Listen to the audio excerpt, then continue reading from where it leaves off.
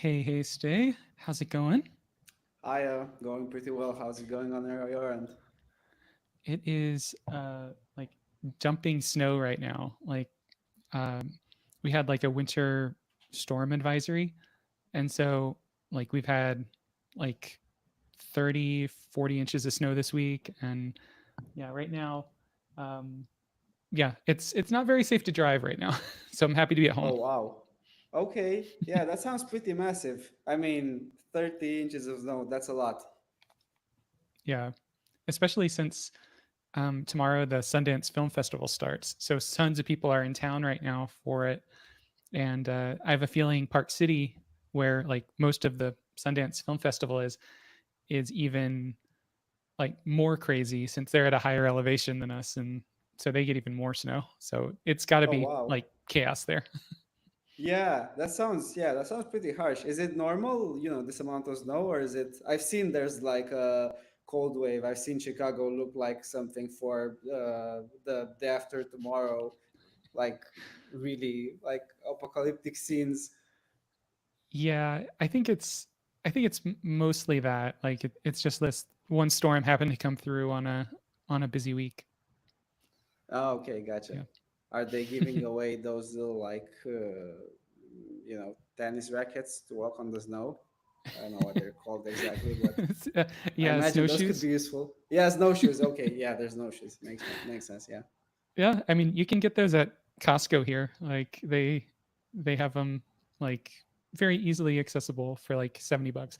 But I think Oh you'd only wow. use those when like hiking. Okay. So it's not a snowshoe situation right now. Yeah, more just Oh, like get your hardy winter boots out that you can trek through the snow with, and you'll be fine. okay. That sounds good. Are they usually good with like getting rid of the snow on the pavements, on the sidewalks, and on the street? On the street, yes, definitely. On the sidewalk, it really depends on the business or the owner of the place. Like, I think you're supposed to like shovel your snow so that everyone, because I think you're like responsible if someone hurts themselves on your strip of sidewalk. Okay. Um, but like when it's currently snowing, I think you have an excuse not to go out and shovel. You have to wait until it ends. Okay. So if Yeah. it's gonna snow for a week straight, then it might just pile up for a bit. Yeah. Well, that makes sense. Don't have that problem in London, definitely. It's been really cold. It's been cold as hell for like London, but yeah, none of that. I've seen like literally like three snowflakes in January. So yeah, that was it. Kind of miss the snow though. Yeah. Does it get colder in London or Romania? Oh, Romania, definitely. Romania is like minus 20 degrees Celsius in winter and 40 in summer. So that's, yeah, a lot. Yeah. Yeah, that's It's pretty harsh. hot. So Yeah. I'm used to like that kind of extreme climate. I've actually, I mean, I appreciate London because it's a bit more tame. It's not like going to those, yeah, really like insufferable extremes. But yeah, it's been pretty cold. And, after a week, it kind of like, well, I mean, you know all about it. I'm assuming, you get used to it way faster.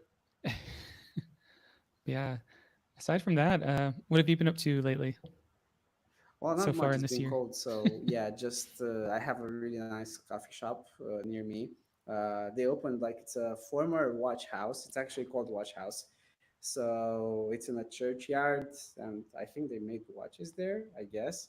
And like it's a really small cafe, and they have really good coffee and hot chocolate. So we've been going with the baby on walks there, which is like 7 minutes away, I guess. Grabbing a hot chocolate, going around the churchyard park, doing some shopping, coming back home. So that's been the January routine, which I can't complain. I'm liking. I mean, as long as you have a hot chocolate, you know, walks in the park are pretty good. Yeah, Yeah, that sounds very nice. yeah. Are How there a about lot of you? people out? Yeah. It's a really busy street, the one they're on. It's one of the I think most thriving in South London. It's Bermondsey Street, and they're just at the end of it. Um, and from that coffee shop, they actually like they're a big chain in London now. They've got like $8 million investment, and they're like everywhere in London right now. Uh, so yeah, pretty good business, and they have really good coffee. That sounds very nice. Like a good way to get outside the apartment for a while, get some sun, get a walk in. Oh yeah, yeah, definitely. And with the murder last week, I mean, I don't know if, yeah, I haven't spoken on live about it, but yeah, there was a murder literally in the building next to me, and yeah, I woke up last week. There was a body, covered body, thank God, outside my window, with police standing around them. I mean, yeah, rest in peace, whoever that was. But Wow. yeah, it's been so police barricaded the area, and for a couple of days they had to like walk you out. And yeah, I've seen like it was like literally like in a British crime scene series, exactly like that. I was amazed it was happening just like outside. They put everything. I think they're still right now. They have police patrolling the area still after. But yeah, that was interesting. A bit. I mean, yeah, maybe scary, but yeah, I think more interesting than scary. Man. Yeah, Yeah, that's very close by. Oof. yeah. It's a relatively safe area. Even I mean, I'm not even in the bad part. I'm far from the bad part, and the bad part is still pretty good. I mean, I don't have any like trouble walking there, but yeah, I guess it happens. Big city. Man. Yeah, that's Yeah. been interesting. Yeah, that's yeah, a lot of stuff going on locally for you. Uh-huh. Yeah, exactly. Got me in the mood for some like crime drama, to be honest. Mm-hmm. I've been watching Fargo, so Yeah, that's I been the last season has been great. Have you been watching it? we binged it over the last week, so we are up to date. So we're ready for the finale, which I guess came out last night. So we'll probably watch it Oh, today. really? Oh, okay. Yeah, I did. Oh, Yeah. nice. Okay. Yeah. Yeah. Yeah, It's I'm really. excited to see where this goes. Yeah, I Yeah. know. I mean, they never miss. They never miss. It's, I think, one of my favorite, not if not my favorite series. They always, I mean, it's the same thing. It's Minnesota. It's snow. Yeah, I love the snowy, atmosphere there. Have you ever been to Minnesota? No, I've been to 40 states and 40 like 43 states in the US.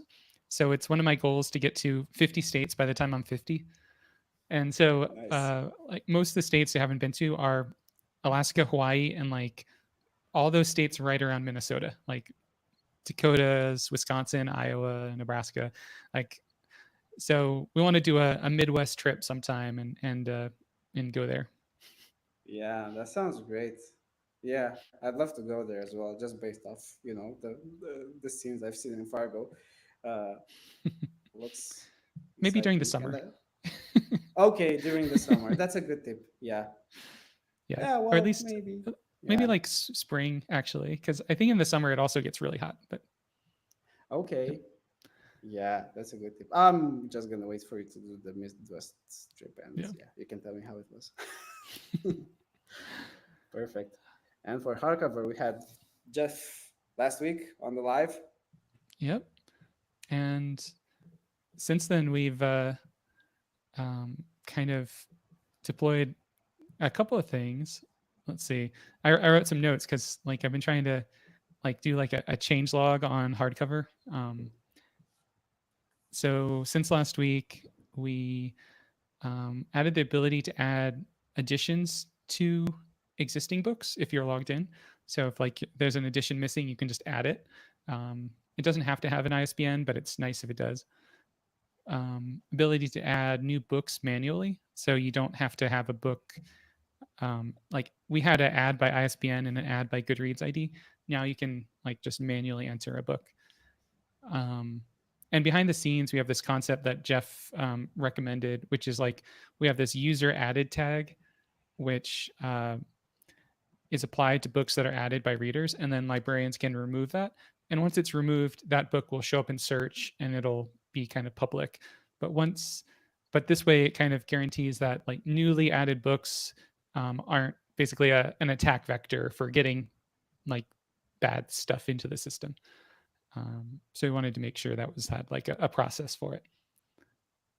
Um, yeah, and then we added progress by page number, a date picker for dates reads, and an ability to buy books. It was like lots of little changes that we've been meaning to do for a while.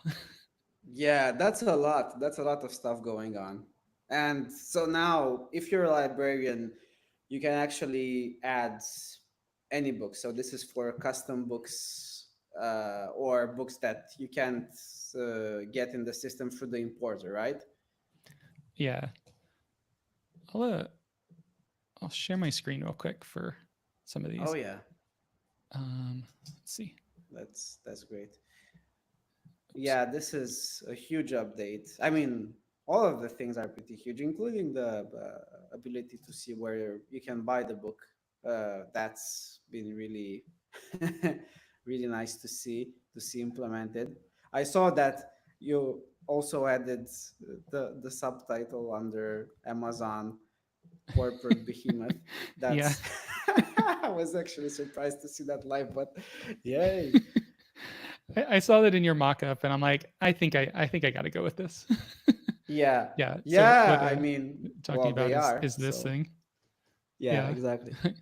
Yeah, here we go. At least, buy from Amazon, but know who they are.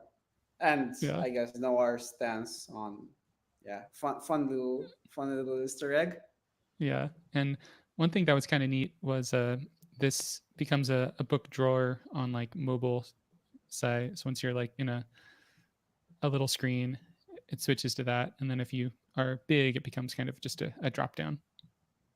Yeah. Yeah, this is great. And in the future, when we also maybe be able to add books from independent booksellers and maybe even like sync those to the location of where you are, yeah, that's gonna be an even more comprehensive list. But yeah, Yeah. that's This this feels like one of those features that like oh, let's just link to a couple stores, it's going to be easy. But then you realize like all the other edge cases, like we have dozens of uh ISBNs for a book, like there are 21 editions of this. Which edition do we link to? And then after that, it's like if that store doesn't have that specific edition, then you might get a not found error once you get to the store. So I have a feeling we're going to need to like actually hit some APIs to understand like which links, because I have a feeling if I go to buy book, yeah, I mean there's yeah. like that's happened for a lot of ones I've looked at 404s because we're linking to an ISBN that um, I guess we should be linking to a different one. Mm-hmm. Yeah, that's I mean, on the buying end, that's very complex, but at least now we have the functionality. So yeah, at least we can weed out the edge cases in time. Yeah. The other thing he added was this like date picker for setting the dates that you read a book. And actually, let me pull this up locally so I'm not like messing up my personal dates read for anything. Yeah, you can. Here we go. Oh wait, yeah, yeah, you can.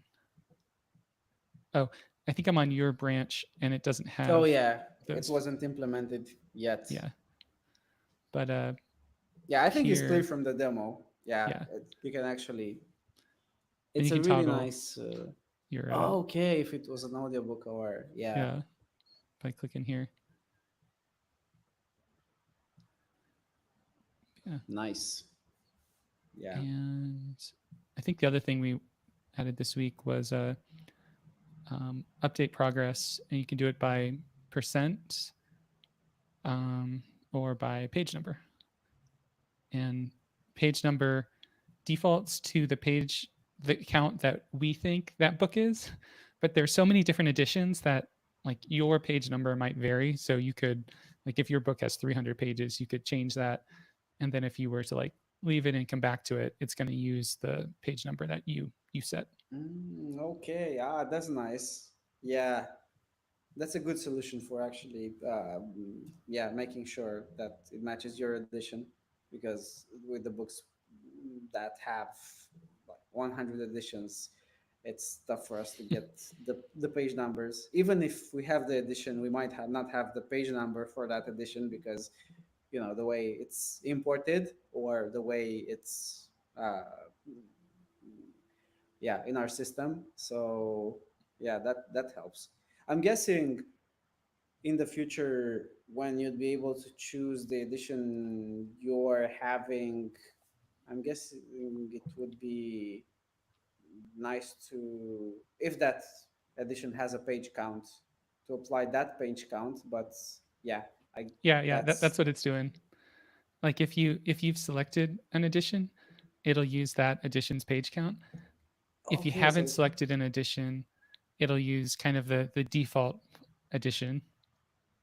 nice. Okay, that's wow. Okay, that's really neat. So it does that already. Yep. Here we go. And yeah, and then here is the add a book to hardcover. Um, Want to add a book without ISBN, add it manually. And then it's basically just like the same as the edit edition form where you can add a book, and then we'll create the edition and we'll create the book and we'll redirect you to that book page. So you could very quickly go from this page to marking it as want to read, in like that's the next step. Yeah, Or I think this is one of the easiest flows I've seen around. I mean, for some books, and there are some books which don't appear not even on imports, so they're hard to. Yeah, this is going to be a really good option for people who are reading those books. We're getting, I think, right now, every couple of days, someone is signing up and going straight to wanting the ability to edit the books they're reading, which is a great sign for us. But also, this, like, I think this completes the whole like librarian capability um, span of features. So yeah, really good news. yeah, these were some of those features that I've been wanting to get in for a while. And like one of the tricky parts was that these were initially designed with this idea that we would always have some external data about a book to kind of create it. Like we were getting the book from Open Library or from Goodreads or from Google Books, and we were using that as kind of that seed to generate all of the book in the edition. So this is kind of switching it up to using whatever the user enters as that seed for creating it, which was uh, it took some trial and error to figure out how to get it right, but I think we're in a good spot for it now. Mm-hmm. Yeah. What were the toughest things you think that were like your main concern when building this? Um, it's mostly that like when we when we look at a book on hardcover, um, and we so like this is the edit book page, and all of this is like generated based on the data we have. Like most of this hasn't been entered by a human. It's all kind of coming from the edition, like whatever we consider like the default edition for the book. Um, so we don't need someone to go in and enter all this data. We just need someone to like link it to its Goodreads or its um, Google info, and then we'll like be able to fetch the info from Google, and then we'll use that for the cover, for the page type, page count, like the release date. So you don't have to enter all this manually, but we can override it, and then we have this idea of um, like you can hard reset a field, and it'll switch it from user entered data to data we have on file from external services.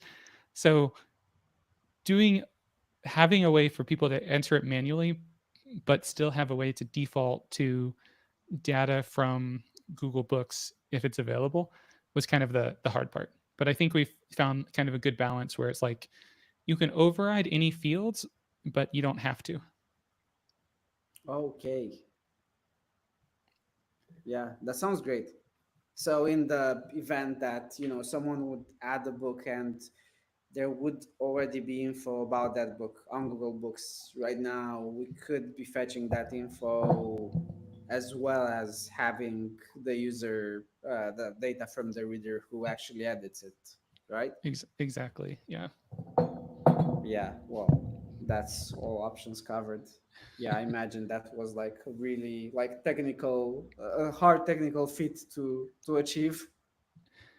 It it took some design over the last 2 years, but it feels like it's finally like the ideas we had 2 years ago are kind of paying off now with this flow. So yeah, Yeah, yeah, book data is like such a, I mean, it's never ending, and yeah, it seems like every time we uh, reach like a plateau, there's like a whole lot of the journey like ahead. yeah, But this, yeah, the design looks very clean and makes sense now. What do you think about the book data on other platforms? Is it I mean, I'm guessing lots of the stuff that you've been trying to avoid are things that some of the other platforms didn't avoid. I mean, even Goodreads has a lot of messy data about books.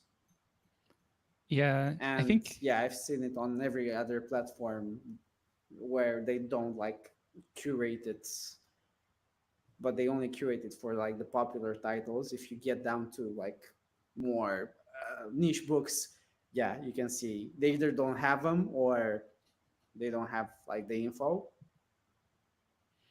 yeah. I I think one of the hardest things for us, and one that we're still kind of figuring out how to handle, it's like uh, so we have like this book Hyperion, um, and we know of 21 editions about this book, and there are probably many more editions in tons of different languages, tons of different formats that aren't included in this 21. And so over time, those editions are going to be added to our database in some way. Sometimes as a new addition to this book, but sometimes as a new addition to a new book. And so we have to merge that new book into this book. That way, the addition gets added here instead of having it as two separate entire books. And I feel like that's kind of one of the things that we're doing that's been a little different than some of the other sites. Like even Goodreads, like if you go to Hyperion, there's a book page for Hyperion in every edition has its own page for Hyperion or for any book. We're kind of going with this stance that this book is the same regardless of which it's still Hyperion regardless of which language you read it in, what format you read it in. Um, the specific edition you read is still going to provide additional information, like we could have a rating per edition, which we might have someday. Um, but for now, it seems like since we're focusing on English, it's pretty um, it's pretty yeah, unexpected error there. Uh, it's pretty similar in its context. But yeah, once we start getting into other languages, we might have like do some other stuff there. But yeah, that kind of difference between editions and books in our system, I feel like that's one of the design decisions we made at an early state, which I feel like it helps like kind of bring together all the fans of a single book under a single page rather than having them dispersed across the platform on multiple editions. Yeah, that's vital. I mean, that seems like the way to go when you're dealing with a book. I mean, if you read Hyperion in Spanish or if you read it in English, it's the same book. And even with the rating, you're kind of rating the same book. Maybe you're like, maybe it would be a separate rating for the translation, but it wouldn't be like a separate book if you read it in English, Spanish, or whatever other language. So yeah, this feels very very right, and yeah, I think is the reason why overall the data, even if we're gathering it, and we haven't been gathering it for such a long time, for like the span of time we've been gathering it, and for the time we had the librarian program active, I think it's in pretty good shape. Yeah, the Yeah. saying that rating per edition can be critical for translations, definitely. Yeah, exactly. Yeah, it could be like a decision, like a granular decision. Maybe you like the book, but you don't like the translation. There's like no way on any book site to show that preference right now. So we might go down that route. But yeah, Yeah. I guess TBD. Same with uh, even audiobooks. Like I was listening to an audiobook, the latest Brendan Sanderson book, and somehow I downloaded the UK uh, version of it. So it was a different accent than I'd listened to for all the previous editions of the book. And so I'm like, wait a second. And I returned it and got the Yeah. the US one. I'm like, okay, these are the narrators I was familiar with that I'd listened to like three other books with the same narration. Yeah. Um, Exactly. I mean, it's the same book, but in a British accent, you're gonna like, yeah, perceive it a whole other way than you'd perceive it with your regular narrators. I mean, what Jeff told us last week about having the narration done by AI, I think he said. yeah, Um, for the Kindle. yeah, I have to look into that. That sounds great. That was actually something I was thinking, way later down the line we could do, because now you have the voice API that works pretty well, so you can actually choose like your preferred narrator. Of course, with ethical problems that actual narrators might. I mean, they have.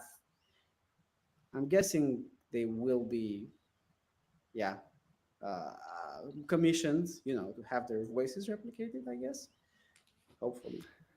Yeah, yeah, But yeah, that's yeah. I I'm not optimistic about like the all of the ethical problems that are going to come up because of that. yeah. Eth- i- on the upside, you'll be able to choose from a lot of voices. On the downside, yeah, it's probably not gonna be like ideally implemented, especially because Amazon is probably gonna do it first. Have you ever seen the movie The Congress? No, but It's a it's a movie. It stars Robin Wright about an okay. actress who um, like i- uh, like at a point in the future when like studios are reproducing actors and then just using their likenesses in however the studios want. And this came out 11 years ago. Oh wow. Okay, yeah. Jesus, yeah, that it's was way ahead of its time. it is Yeah. really good. Nice. I'll add it to my list. Yeah. One Any movie recommendation from Adam, definitely add it to your lists, everybody.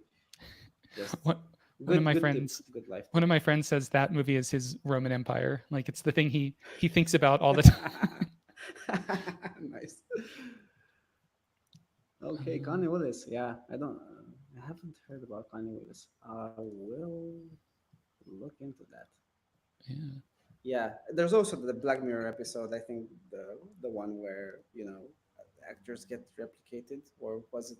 Yeah, it was something along these lines, right? Forgot what it was about. The one where the actor is the Joker or something like that.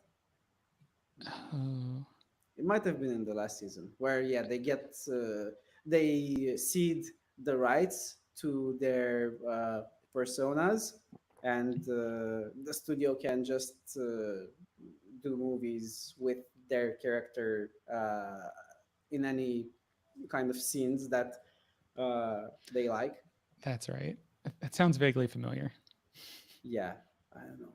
Did they do an episode like that, or am I just imagining? They must have done. I remember the scenes, but yeah, then again, yeah, it's gonna be a very weird feature from this point of view. But yeah, definitely, you know, even for AI, rating and narration will be important, and even more so for like human narrators.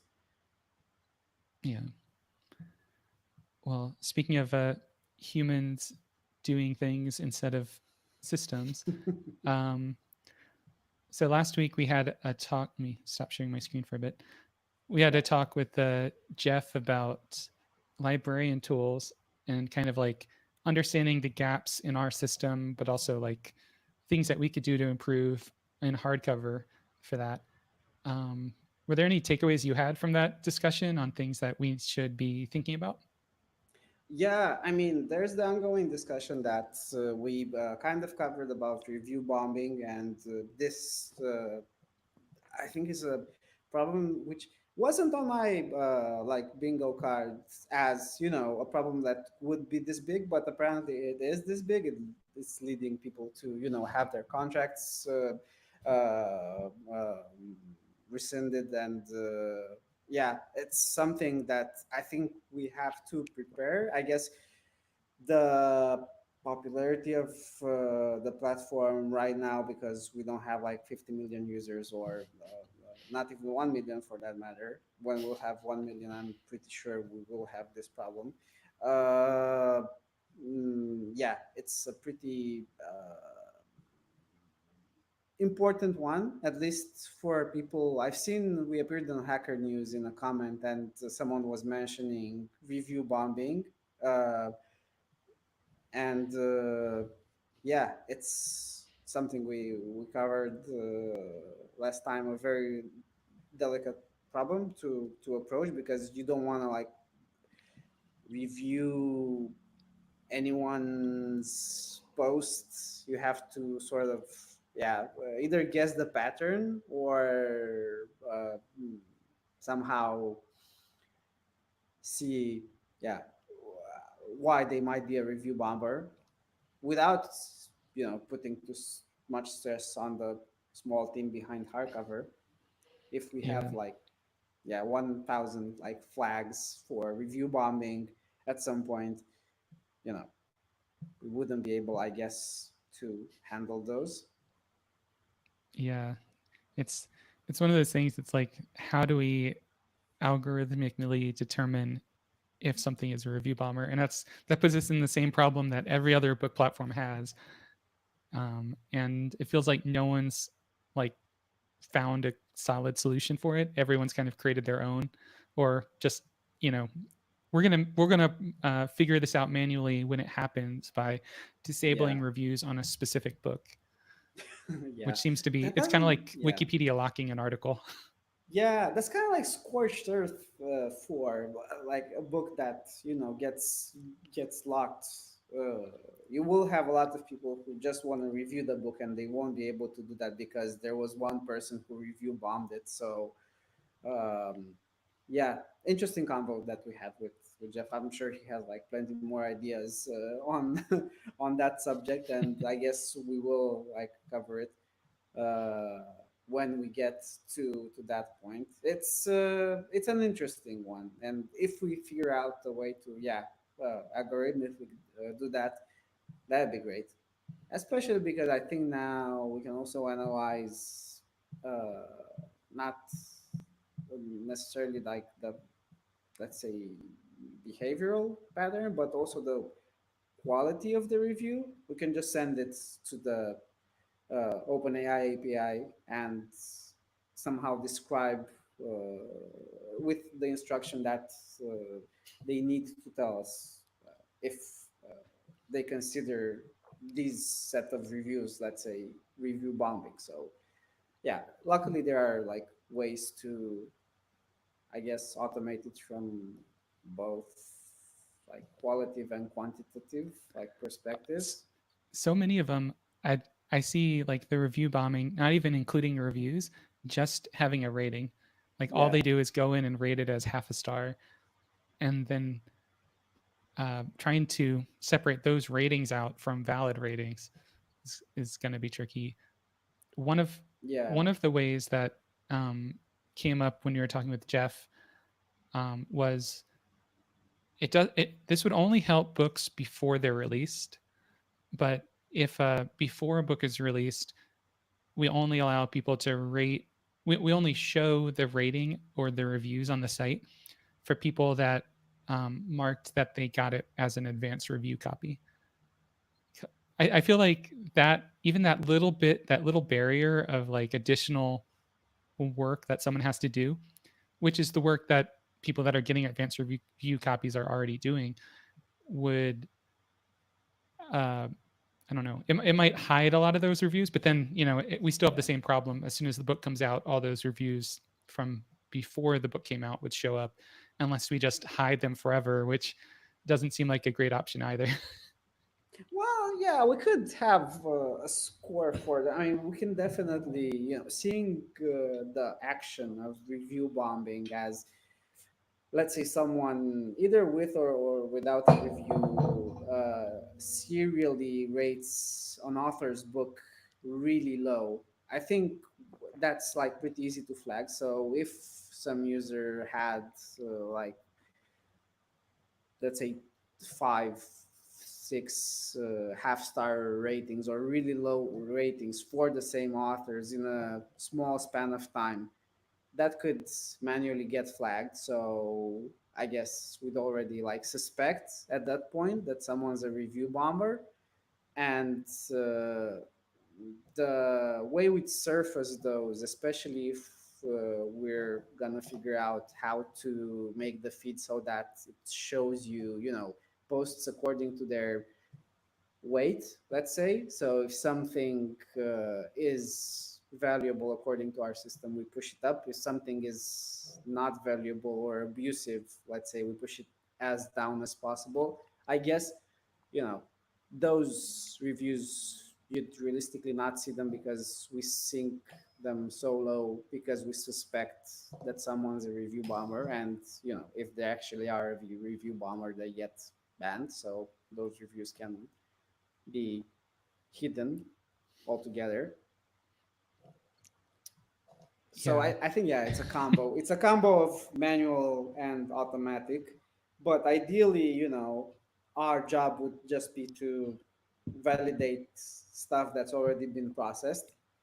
So yeah, if we have someone automatically flagged as a potential review bomber, we can just revise it and see, okay, they just read those books and they hate that author, whatever. But if they read all their books in one day and they rated them at the same time, that's not, I mean, that's a review bomber. And yeah. but yeah, even that one, like if you just join the platform and you're going through and rating all your books that you've read before you join the platform, then it would show up as rating them all today. It's Yeah, that's it's true. it's going to be a hard problem, but I luckily we have some time to solve it. It's not like an emergency for us now, but it's good we're at least like talking about all these different solutions. That way, Yeah. you can get something in. Yeah, I'm wondering if, I mean, review bombing happens directed by someone, right? So the idea is that so many people are doing the same thing at the same time. Uh, so if someone by coincidence, yeah, starts really rating a series of books from the same authors really low, and at the same time, a lot of people are doing that. Yeah, I'm guessing there's a high chance of Mhm. them review bombing it because other people are doing it in the span of time. So I guess if we just adjust like these rules, like these parameters, I'm guessing that could be like a solution. Uh, and if they really didn't like that author, it happens that they just rated the book really low while review bombing was going on, we can just undo it. They can appeal, I guess. Yeah, it sounds like we need some system that almost shows like a dashboard of like books suspected of being review bombed, and it shows the books that are like um, that we've calculated a review bomb score, which might be based on like um, recent low ratings grouped together. Like, has a book had a lot of low ratings in the past week? And then maybe like if it was lots of low ratings like spread out, then that's probably not a review bomb. That's probably just a book people don't Yeah, like. yeah, But if it's like a sudden spike, um, then maybe that like boosts its score or something like that. yeah. That sounds good. But yeah, very very sensitive problem, and yeah, surprising that people pay so much attention to it. I mean, yeah, definitely, it's like an important one, and I'm guessing it can affect a lot of like how people perceive a book. Yeah. How about you? What other takeaways do you have from last week talks with Jeff? Um, One of the ones we talked about some was this idea of having like uh, so right now librarians do a lot of actions on the site, like marking books as duplicates, changing the edition that a book that a changing the book an edition belongs to be belonging to a different book. So that happens a lot, especially in series. Um, like I was reading the Berserk manga, and like there would be an edition that would be part of the book two, but that edition would actually belong to like book nine in the series. And so we had to kind of like move the edition to a different book. And so that's something that happens a lot. But we don't want that to be something that any librarian could do, because if you move the most popular edition of Harry Potter to a different book, all of a sudden everyone's reads, everyone's lists, everyone's prompts are now messed up. Yeah. So some of those things need to like go through an approval process. Um, so we talked about last month, having a last week time, um, having a like an impact score for how much of an impact a change is going to make. Like if you're moving an addition to another book and no one has done anything with that addition, then it's not going to have any impact on anyone that it was moved. It's just improving the data. So we were talking about having like an impact score for changes, and then having like an access level for librarians. And if your access level is greater than the impact score, then we just do it automatically. We don't require someone on the back end to approve it, and that would lower the amount of work Jeff and I are doing in all that approval. So that was one of the really good takeaways that I'm like probably going to start on this week. Nice. Yeah, that sounds great. and Really then good. uh, Yeah. and then I have the page that I think you started on. Do Yeah. you want to talk about that, son? Yeah, of course. So right now there are many people who join Hardcover and they wanna become a librarian because they wanna add data to the books they're reading, which we don't have. And there wasn't a formalized process to do that. Maybe you had to enter Discord, but we didn't like tell you in any place that you have to go on Discord and you have to reach out to us and we'll make you a librarian, which is what we did with so many of the talented librarians we have on Discord right now, which we'll get this opportunity to thank. But now this should be an easy process where you just if you see book data missing, um, from the end of the book page, you jump onto this page where you say, why do you want to become a librarian? So, yeah, it's just at that book page. If you want to become a librarian, uh, you hit that. I'm not sure on the wording or even if that's supposed to be there, but yeah, I was I guess something has to be on the book page because that's the flow you're likely to uh, uh, have when you bump into this issue. So you're on the book page, book data is missing. Oh, what do I do? I want to edit this book. Oh, okay, I can become a librarian. And from that, you go here and you apply to become a librarian. You tell us a bit about your motivation. So this can be as easy as I just want to add info to this book.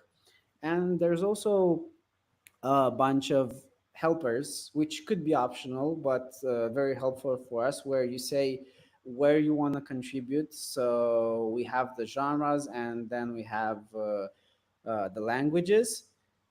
Maybe we should put English first, like some sites have like the most popular languages first and then all the others, Oh because yeah. there's a lot of languages on this earth and I'm guessing some of them might, you know, not be so popular as others. Yeah, and then just some requirements, some simple things like you gotta coordinate with other librarians, you gotta provide accurate edits, and you don't have to intentionally break the rules. And if you agree to all of these, this should be like 2 3 minute process. This gets passed on to us. We review it. We make sure you're not trying to do anything malicious. Take a look at your profile maybe, and yeah, then we approve you as a librarian, and you get a notification where it says you're now a librarian. You can edit books, and yeah, you can start doing that. It's really fun. So yeah, applying for this should be fun as well.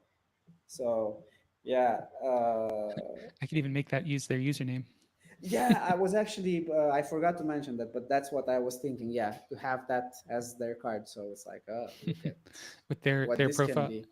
Should it be their avatar there too? Well, that could be a thing. I don't know. I didn't put it as an avatar. I just put it as an image. Editing Jules. So yeah, that could be left there. Or if you find like an easy way to get their avatar, why not?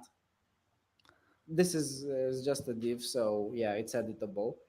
Uh, yeah, that'd be fun. Maybe it can appear with a slight delay, so it's like joules and then boom, maybe over 2 seconds. Yeah, it's your profile picture.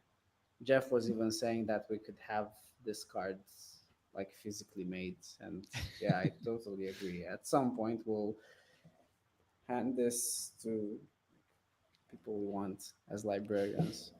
Who knows? Maybe we'll have our own events, our own conferences, and Yeah. librarians with this card get VIP treatment. We were thinking about having like a maybe like a bi-monthly like Zoom call for all librarians, kind of do like a state of hardcover also. That's nice. We could mention that in here. Yeah. And that would be just like a private event with all the librarians that want to join, right? Yeah. And supporters probably because they have librarian access. Yeah. Yeah, that's actually a really fun idea.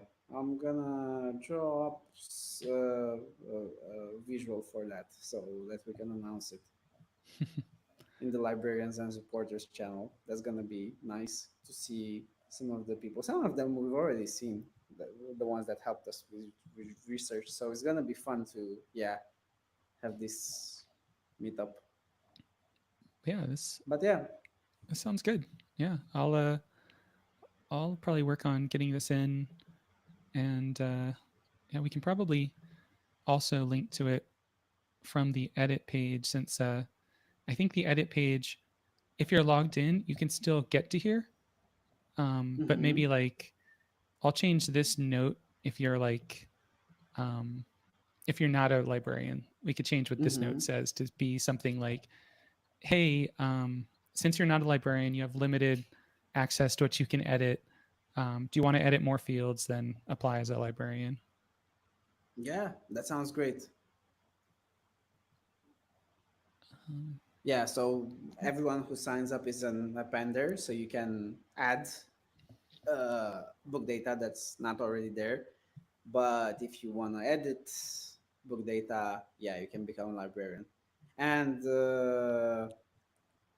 I'm guessing for books that don't have a description, you don't have to be a librarian, right? So people who click that want to add a description on the book page where it's missing, they Right. wouldn't have to apply. They can just add the description. Exactly. Yeah, okay. We should also put in, I think, did I put in a fix for that? It got mentioned in the Discord, but yeah. Wait, for what? For the when the book doesn't have a description, there's a link that's not working, and I don't know if we have Mm, an issue for that.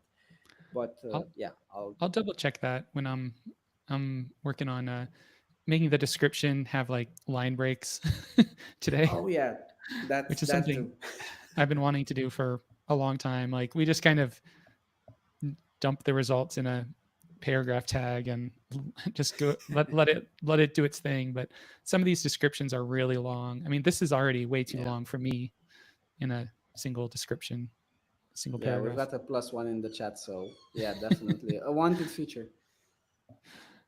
Um, cool. Well, that I think that covers like most of the things in progress and like the highly added things. Is there anything else that comes to your mind where it's like, okay, in the librarian world, tools on hardcover, things that would make things that would make it better for us to get better data? Are there any things that's like, oh, we should do this month, as opposed to like next time we revisit it in the future? Yeah, I think we've been like shipping a lot of updates for librarians lately. So if we can get the stuff on our list, like Discord's role sync and this community improvement by making monthly meetups is great. That's like I had some sort of community thing on my mind. I don't know what, but this is perfect. So that's great. I think it's in a good place. It's actually we actually um, reached that point where I think it could be fun to be a librarian, and it will also be a really cool thing if we also get to meet each other and contribute to book data, uh, which is great. And I was thinking about, we talked about open sourcing. I'm wondering if it would overlap with what librarians are doing. I mean, I know I'd be more inclined to contribute to book data if I knew there was a plan to open source that data, so that that's data that is planned to at least to be open at some point, and in the meantime is something because yeah, we are on the mission to make the most accurate repository of book data, and we've been doing lots of steps in that direction. So it paid off the way it's designed and the way you set it up. So now I guess just working on how it's communicated. I get Yeah, yeah. I'm very much pro like make the data free. Like these are just facts about books. Like we don't need to own the description of these books. Like even though someone on our site's probably writing it, like I I have no problems with those descriptions being used on anyone who like hits our API.